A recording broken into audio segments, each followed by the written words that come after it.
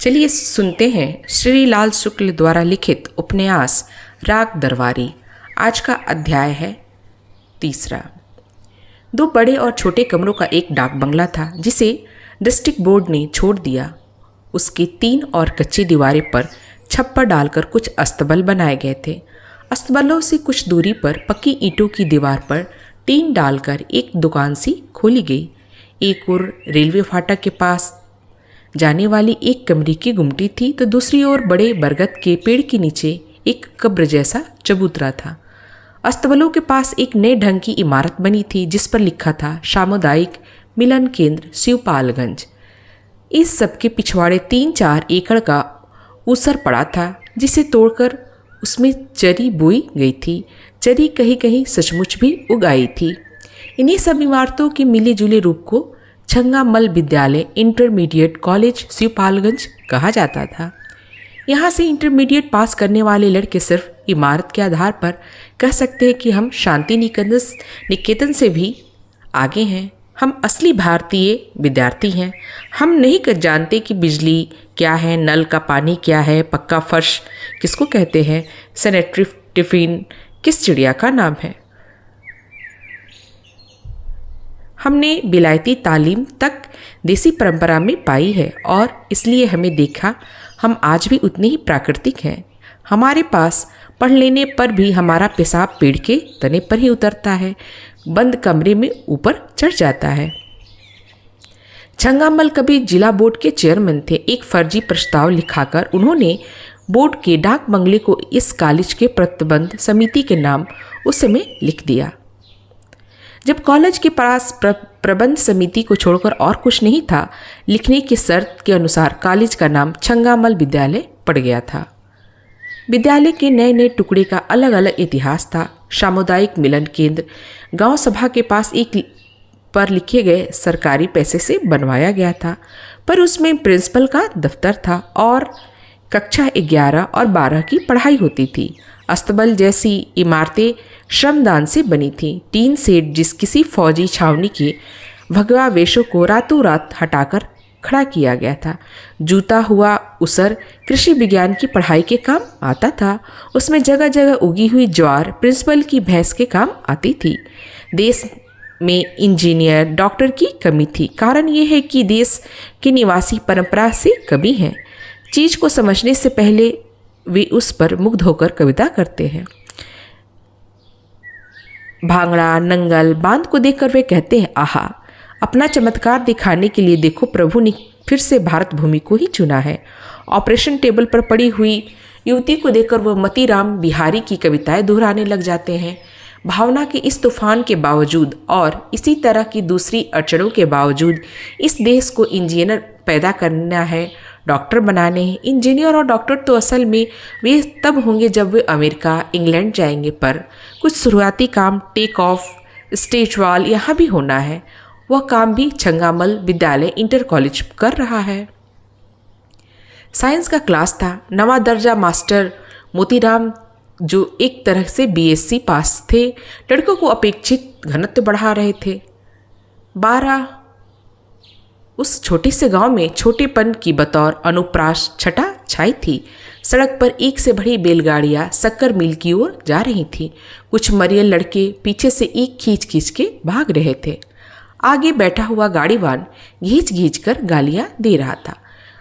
गालियों का मौलिक महत्व आवाज़ की ऊंचाई में है, इसलिए गालियों और जवाबी गालियां एक दूसरे को ऊंचाई पर काट रही थी और दर्जे में खिड़की के रास्ते घुसकर पार्श्व संगीत का काम कर रही थी। लड़के नाटक का मजा ले रहे थे, साइंस पढ़ रहे थे। एक लड़के ने कहा, मास्टर साहब, आपेक्षिक घनत्व किसे कहते हैं? वे बोले, आपेक्षिक घनत्व माले रिलेटिव डेंसिटी। एक दूसरे लड़की ने कहा, अब आप देखिए, साइंस नहीं अंग्रेजी पढ़ा रहे हैं। वे बोले, साइंस साला अंग्रेजी के बिना कैसे आ सकता है? लड़कों ने जवाब में हंसना शुरू कर दिया। हंसी का कारण हिंदी अंग्रेजी की बहस नहीं, साला का मुहावरेदार प्रयोग था। वे बोले, ये हंसी किस बात की नहीं है? लड़कों को यकीन ना हुआ। वे और जोर से हंसे। इस पर मास्टर मोतीराम खुद उन्हीं के साथ हंसने लगे। लड़के चुप हो गए। उन्होंने लड़कों को माफ़ कर दिया। बोले, रिलेटिव डेंसिटी नहीं समझते हो तो अपेक्षित घनत्व को यूं दूसरी तरकीब से समझो। अपेक्षित मानो किसी के मुकाबले का। मान लो तुम्हारे एक आटा चक्की खोल रखी है और तुम्हारे पड़ोस में ने दूसरी आटा चक्की खोल रखी है। तुम महीनों में उसके 500 रुपये पैदा करते हो और तुम्हारा पड़ोसी 400, तो तुम्हें उसके मुकाबले ज़्यादा फायदा हुआ। इसे साइंस की भाषा में कह सकते हैं कि तुम्हारा अपेक्षित लाभ ज़्यादा है। समझ गए? एक लड़का बोला, समझ तो गया मास्टर साहब, पर पूरी बात शुरू से ही गलत है। आटा चक्की से इस गांव में कोई भी 500 रुपये महीना नहीं पैदा कर सकता। मास्टर मोतीराम ने मेज पर हाथ पकड़कर कहा, क्यों नहीं कर सकता? करने वाला क्या नहीं कर सकता? लड़का इस बात से और बात करने की कला से प्रभावित नहीं हुआ। बोला, कुछ नहीं कर सकता। हमारे चाचा की चक्की धक्का पेल रही चलती है, पर मुश्किल से 200 रुपये ही कमा पाती है। कौन है तुम्हारे चाचा? मास्टर मोती राम ने कहा। मास्टर मोतीराम की आवाज़ जैसे पसीने से तर हो गई। उन्होंने उस लड़के को ध्यान से देखते हुए पूछा, तुम उस बेईमान मुन्नू के भतीजे तो नहीं हो? लड़के ने अपने अभिमान को छिपाने की कोशिश नहीं की, लापरवाही से बोला, और नहीं तो क्या। बेईमान मुन्नू बड़े ही बाइज्जत आदमी थे। अंग्रेज़ों में उनके गुलाबों में शायद ही कोई खुशबू हो। एक कहावत है, गुलाब को किसी भी नाम से पुकारो वो वैसा ही खुशबूदार बना रहेगा। वैसे ही उन्होंने भी किसी भी नाम से क्यों ना पुकारा जाए, बेईमान मुन्नू उसी तरह इत्मीनान से आटा चक्की चलाते थे, पैसा कमाते थे, बाइज्जत आदमी थे। और बेईमान मुन्नू ने यह नाम खुद नहीं कमाया था, ये उन्हें विरासत में मिला था। बचपन से उन्होंने बापू उन्हें प्यार के मारे बेईमान कहती, माँ उन्हें प्यार के मारे मुन्नू कहती, पूरा गांव अब उन्हें बेईमान मुन्नू कहता। वे इस नाम को उसी सरलता से स्वीकार कर चुके थे जैसे हमने JB कृपलानी के लिए आचार्य जी, JL नेहरू के लिए पंडित या MK गांधी के लिए महात्मा बतौर नाम स्वीकार कर लिया। मास्टर मोतीराम बेईमान मुन्नू के भतीजे को थोड़ी देर तक घूरते रहे। फिर उन्होंने सांस खींचकर कहा, जाने दो। उन्होंने खुली हुई किताब पर निगाह गड़ा दी। जब उन्होंने निगाह उठाई तो देखा लड़के की निगाहें उनकी ओर पहले से ही उठी थी। उन्होंने कहा, क्या बात है? एक लड़का बोला, तो यही तय रहा कि आटा चक्की में महीने में 500 रुपये नहीं पैदा किया जा सकता? कौन कहता है? मास्टर साहब बोले, मैंने खुद आटा चक्की के साथ 100 रुपये एक महीने में खींचा है, पर बेईमान मुन्नू की वजह से सब चौपट होता जा रहा है। बेईमान मुन्नू ने भतीजे की शालीनता से कहा, इसका अफसोस ही क्या मास्टर साहब, ये तो व्यापार है, कभी जीत कभी पट। कंपटीशन में ऐसा होता है। ईमानदार और बेईमान का क्या कंपटीशन? क्या बकते हो? मास्टर मोतीराम से डपक कर कहा। तब तक कॉलेज का चपरासी उनके सामने एक नोटिस लेकर खड़ा हो गया। नोटिस पढ़ते पढ़ते उन्होंने कहा, जिसे देखो मुआवना करने चला आ जाता है, पढ़ाने वाला अकेला, मुआवना करने वाले 10-10। एक लड़के ने कहा, बड़ी खराब बात है। वे चौंक कर क्लास की ओर दिखने लगे। बोले, ये कौन बोला? एक लड़का अपनी जगह से हाथ उठाकर बोला, मैं मास्टर साहब, मैं पूछ रहा था कि अपेक्षित घनत्व निकालने का तरीका क्या है। मास्टर मोतीराम ने कहा, अपेक्षित घनत्व निकालने के लिए उस चीज़ का वजन और आयतन यानी वॉल्यूम जानना चाहिए। उसके बाद अपेक्षित घनत्व निकालने का तरीका जानना चाहिए। जहाँ तक तरीके की बात है, हर चीज़ 2 तरीके से होते हैं, एक सही और एक गलत। सही तरीका का नतीजा निकलता है, गलत तरीके का गलत नतीजा। इसे एक उदाहरण देकर समझाना जरूरी है। मान लो तुमने एक आटा चक्की लगाई। आटा चक्की की बढ़िया नई मशीन है, खूब चमाचम रखी है, जमकर ग्रीस लगाई गई, इंजन नया है, पट्टा नया है, सब कुछ है, पर बिजली ही नहीं है, तो क्या नतीजा निकलेगा? पहले बोलने वाले लड़के ने कहा, तो डीजल इंजन का इस्तेमाल करना पड़ेगा। मुन्नू चाचा ने किया था। मास्टर मोतीराम बोले, यहाँ अकेले मुन्नू चाचा के पास अकल नहीं। इस कस्बे में सबके पहले डीजल इंजन कौन लाया था, जानते हैं कोई? लड़कों ने हाथ उठाकर कोरस में कहा, आप लाए थे। मास्टर साहब ने संतोष के साथ मुन्नू के भतीजे की ओर देखा और हिकारत से बोले, सुन लिया? बेईमान मुन्नू ने तो डीजल इंजन मेरी देखा देखी चलाया था, पर मेरी चक्की तो यह कॉलेज खुलने से पहले से ही चल रही थी। मेरी ही चक्की पर कॉलेज की इमारत के लिए हर आटा पिसवाने से सेर भर आटे का दान लिया गया था। मेरी ही चक्की में पीसकर वो आटा शहर में बिकने के लिए गया। मेरी ही चक्की पे कॉलेज की इमारत का नक्शा बना और मैनेजर काका ने कहा कि मोती, कॉलेज में तुम रहोगे मास्टर ही, पर असली प्रिंसिपल तुम ही करोगे। सब कुछ तो मेरी चक्की पर हुआ, और अब गांव में चक्की है तो बेईमान मुन्नू की, मेरी चक्की को कोई नहीं जानता। लड़के इत्मीनान से सुनते रहे। ये बात वे पहले भी सुन चुके थे और किसी भी समय सुनने के लिए तैयार रहते। उन पर कोई खास असर नहीं पड़ता। पर मुन्नू के भतीजे ने कहा, चीज़ तो मास्टर साहब आपकी बढ़िया है और मुन्नू चाचा की भी, पर आपकी चक्की पर धान कूटने वाली मशीन ओवर हैंगिंग मांगती है, ध्यान उसमें ज़्यादा टूटता है। मास्टर मोतीराम ने आपसी तरीके से कहा, ऐसी बात नहीं, मेरे जैसी धान की मशीन तो पूरे इलाके में नहीं, पर बेईमान मुन्नू कुटाई पिसाई का रेट गिराता जा रहा है, इसीलिए लोग उधर दौड़ रहे हैं। पर हिंदुस्तान की यही हालत है, 2 पैसे की जहाँ किफ़ायत हो उधर ही मुंह मारता है। ये तो सभी जगह होता है। लड़के ने तर्क किया, सभी जगह नहीं, हिंदुस्तान ही में ऐसा होता है। हाँ, उन्होंने कुछ सोचकर कहा, तो रेट गिराकर अपना आटा दूसरे लोगों से दूसरी तरह से ग्राहकों का आटा चुरा कर पूरा कर लेते हैं। अब मास्टर मोतीराम जिस शख्स का नाम है वो सब कुछ कर सकता है, ये नहीं कर सकता। एक लड़के ने कहा, अपेक्षित घनत्व निकालने का तरीका क्या है? वे जल्दी से बोले, कहीं तो बता रहा था।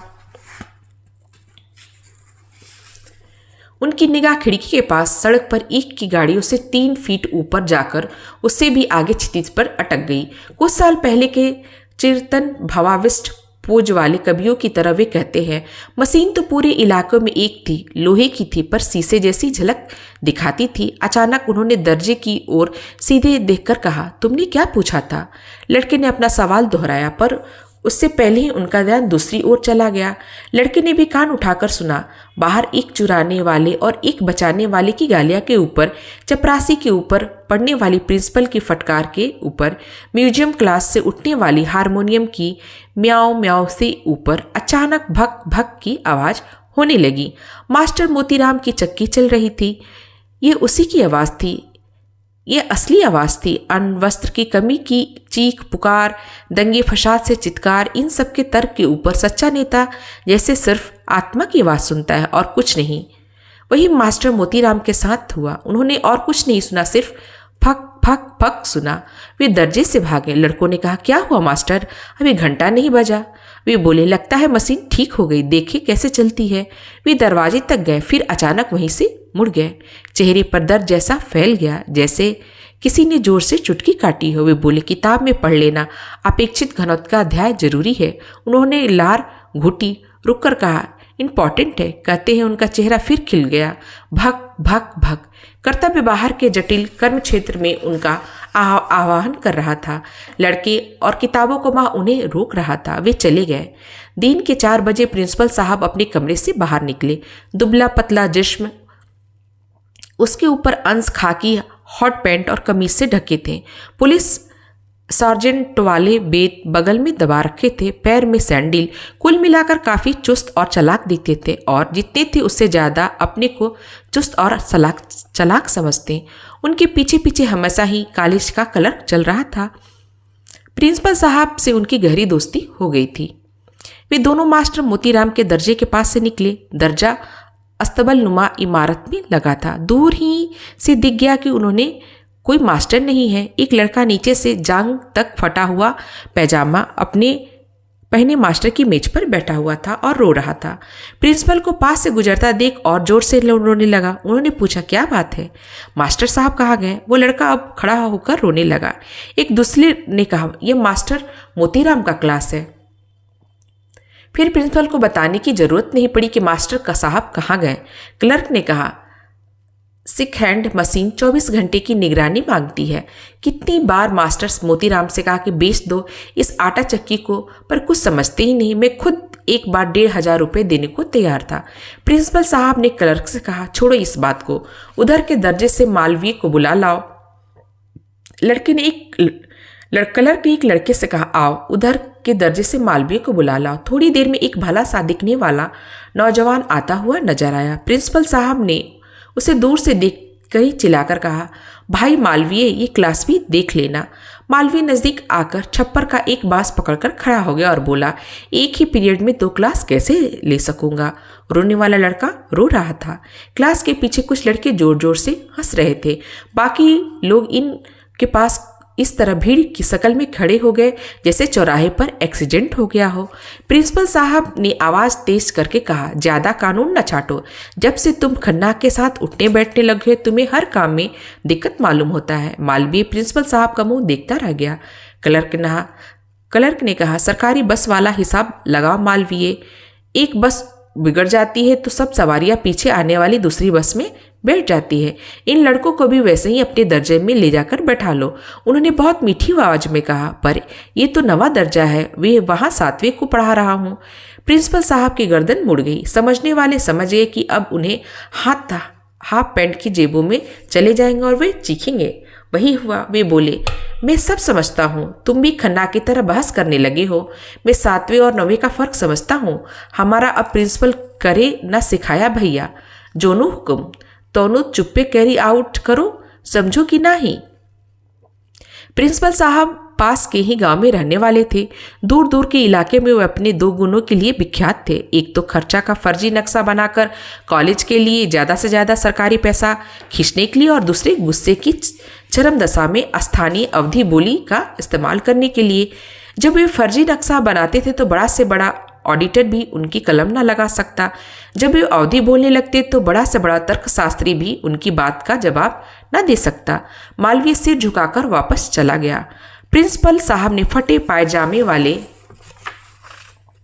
लड़के की पीठ पर बेत झाड़कर कहा, जाओ उसी दर्जे में जाकर सब लोग चुपचाप बैठ जाओ। जरा भी सांस ली तो खाल खींच लूंगा।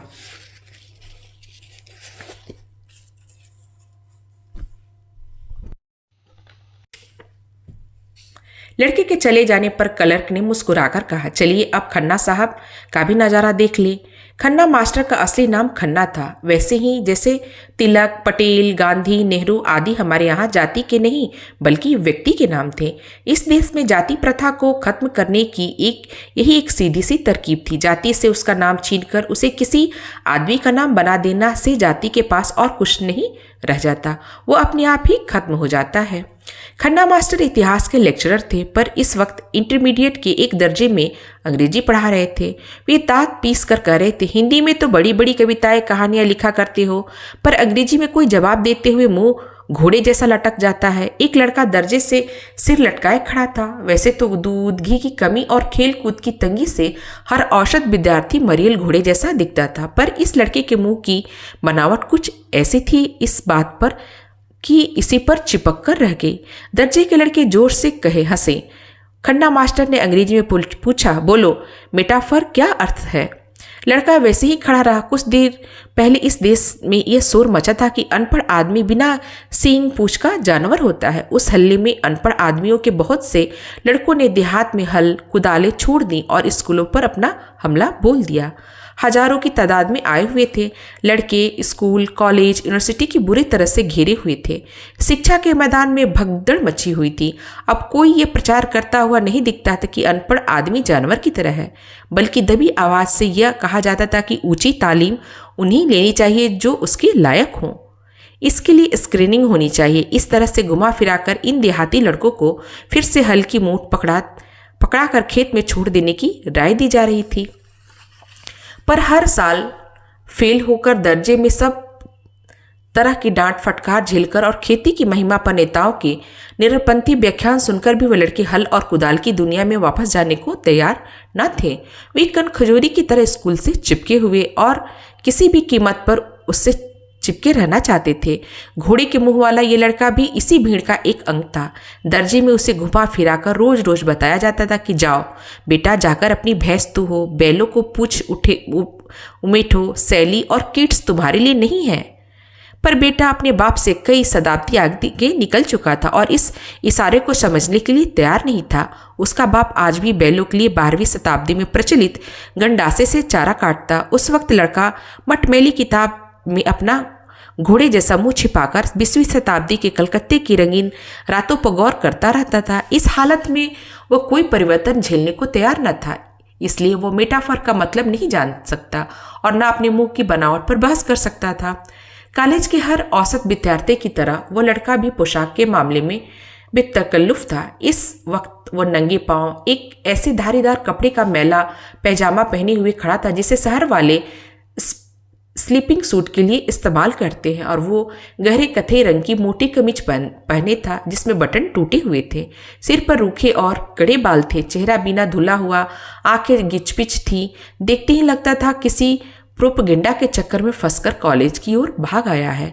लड़के ने पिछले साल किसी सस्ती पत्रिका से एक प्रेम कथा नकल करके अपने नाम से कॉलेज की पत्रिका में छपा दी थी। खन्ना मास्टर उसकी इसी ख्याति पर कीचड़ उछाल रहे थे। उन्होंने आवाज बदलकर कहा, कहानीकार जी कुछ बोलिए तो, मेटाफर क्या चीज होती है। लड़के ने अपनी जांघें खुजलानी शुरू कर दी। मुंह को कई बार टेढ़ा मेढ़ा करके वो आखिर में बोला, जैसे महादेवी जी की कविता में वेदना का मेटाफर आता है। खन्ना साहब ने कड़क कर कहा, शट अप, यह अंग्रेजी का क्लास है। लड़के ने जांघें खुजलानी बंद कर दी। वे खाकी पतलून और नीले रंग का बुसट पहने थे और आंखों पर सिर्फ चुस्त दिखने के लिए काला चश्मा लगाए थे। कुर्सी के पास से निकलकर वे मेज के आगे आ गए और अपनी कूल्हे का एक संक्षिप्त भाग उन्होंने मेज से टिका दिया। लड़के को वो कुछ और कहने रहे थे कि तभी उन्हें क्लास में पिछवाड़े दरवाजे पर प्रिंसिपल साहब को घूरते हुए देखा। उन्हें बरामदे में खड़े हुए क्लर्क का कंधा भर दिख रहा पड़ा।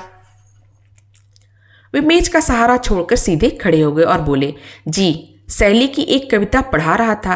प्रिंसिपल ने एक शब्द पर दूसरा शब्द लुटकाते हुए तेजी से कहा, पर आपकी बात सुन कौन रहा था? ये लोग तो तस्वीर देख रहे हैं। वे कमरे के अंदर आ गए। बारी बारी से दो लड़कों की पीठ में उन्होंने अपना बेत चुभोया। वे उठकर खड़े हो गए। एक गंदे पैजामे, बुसट और तेल बहाते हुए बालों वाला चिकटदार लड़का था और दूसरा घुटे सिर, कमीज, अंडरवियर पहने हुए पहलदवारी धज था। प्रिंसिपल साहब ने उनसे कहा, यही पढ़ाया जा रहा है? झुककर उन्होंने पहले लड़के की कुर्सी से एक पत्रिका उठा ली। ये सिनेमा का साहित्य था। एक पन्ना खोलकर उनकी हवा में घुमाया। लड़के ने देखा किसी बिलायती औरत के उरोज तस्वीर में फड़फड़ा रहे थे। उन्होंने पत्रिका जमीन पर फेंक दी और चीख कर अवधि में बोले, यही पढ़ रहे हो? कमरे में सन्नाटा छा गया। महादेवी की वेदना का प्रेमी मौका ताककर चुपचाप अपनी सीट पर बैठ गया। प्रिंसिपल साहब ने क्लास के एक छोर से दूसरे छोर पर खड़े हुए खन्ना मास्टर को ललकार कर कहा, अपने दर्जे में डिसिप्लिन की यह हालत है? लड़के सिनेमा की पत्रिकाएं पढ़ते हैं और आप इसे बूते पर जोर डालवा रहे हैं कि आपको वाइस प्रिंसिपल बना दिया जाए। इसी तमीज से वाइस प्रिंसिपल कीजिएगा भैया। यही हालू रही तो वाइस प्रिंसिपल तो अपने घर रही। 5 साल की जुलाई माँ डगर डगर घूमियो। कहते कहते अवधि के महाकवि गोस्वामी तुलसीदास की आत्मा उनके शरीर में एक ओर से घुसकर दूसरी ओर से निकल गई। वे फिर खड़ी बोली पर आ गए, पढ़ाई लिखाई में क्या रखा है? असली बात है तो डिसिप्लिन, समझे मास्टर साहब? यह कहकर प्रिंसिपल उमर खयाम की हीरो की तरह मैं पानी जैसा आया था और आंधी जैसा जाता हूँ कि अदा से चल दिए। पीठ पीछे उन्हें खन्ना मास्टर की भुनभुनाई सुनाई दी। वे कॉलेज के फाटक से बाहर निकले। सड़क पर पतलून कमीज पहने हुए एक आदमी आता हुआ दिखाई पड़ा। साइकिल पर था। पास से जाते जाते उसने प्रिंसिपल साहब को और प्रिंसिपल साहब ने उन्हें सलाम किया। उसके निकल जाने पर क्लर्क ने पूछा, ये कौन है? चिड़ीमार है? मलेरिया इंस्पेक्टर है, नया आया है, वीडियो का भांजा लगता है, बड़ा फिदरती है। मैं कुछ बोलता नहीं, सोचता हूँ कभी काम आएगा। क्लर्क ने कहा, आजकल ऐसे ही चिड़िया मारों से काम बनता है। कोई शरीफ आदमी तो कुछ करके देता ही नहीं। थोड़ी देर तक दोनों चुपचाप सड़क पर चलते रहे। प्रिंसिपल ने अपनी बात फिर से शुरू की, हर आदमी से मेलजोल रखना जरूरी है। इस कॉलेज के पीछे गधे तक को बाप करना पड़ता है।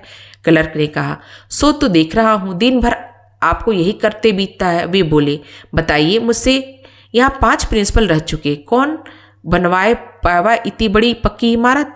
वे प्रकृति हुए, यहाँ सामुदायिक केंद्र बनवा मेरा ही बूता था, है कि नहीं? क्लर्क ने सिर हिलाकर कहा, हाँ।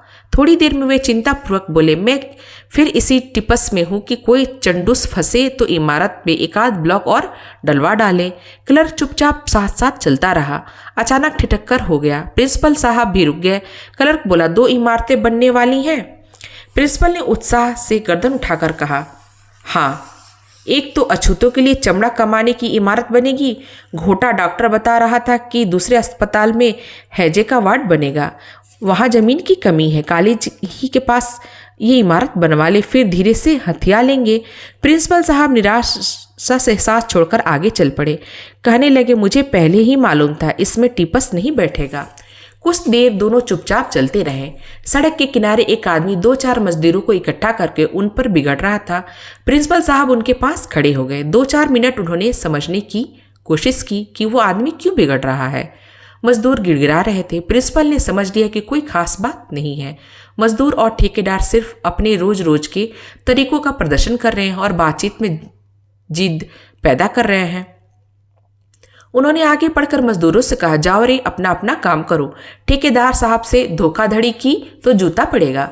मजदूरों ने प्रिंसिपल साहब की ओर कृतज्ञता से देखा। फुर्सत पाकर वे अपने अपने काम में लग गए। ठेकेदार ने प्रिंसिपल से आत्मीयता से कहा, सब बेईमान है, जरा सी आंख लग जाए तो कान का मैल तक निकाल ले। ट्योड़ी मजदूर मांगते हैं और काम का नाम सुनते ही कांपने लगते हैं।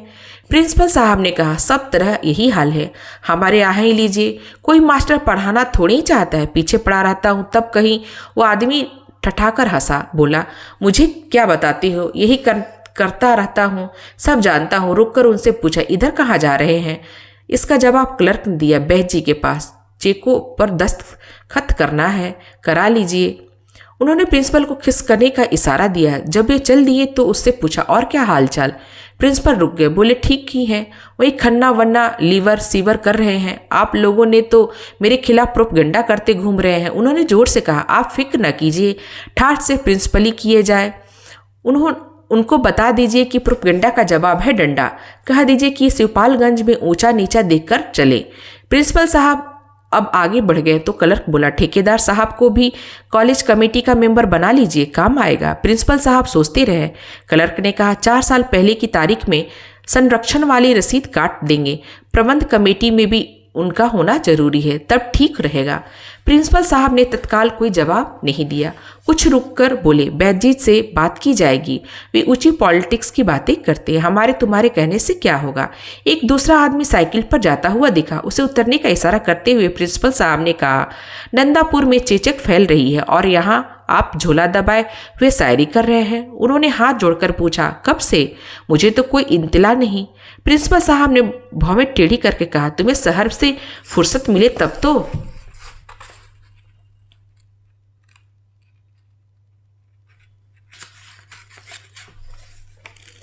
इतला हो, चुपचाप वहां जाकर टीका लगाओ, नहीं तो शिकायत हो जाएगी। कान पकड़कर निकाल दिए जाओगे। यह टेरिलिन की बुसट रखी जाएगी। वह आदमी घिघियाता हुआ आगे बढ़ गया। प्रिंसिपल साहब क्लर्क से बोले,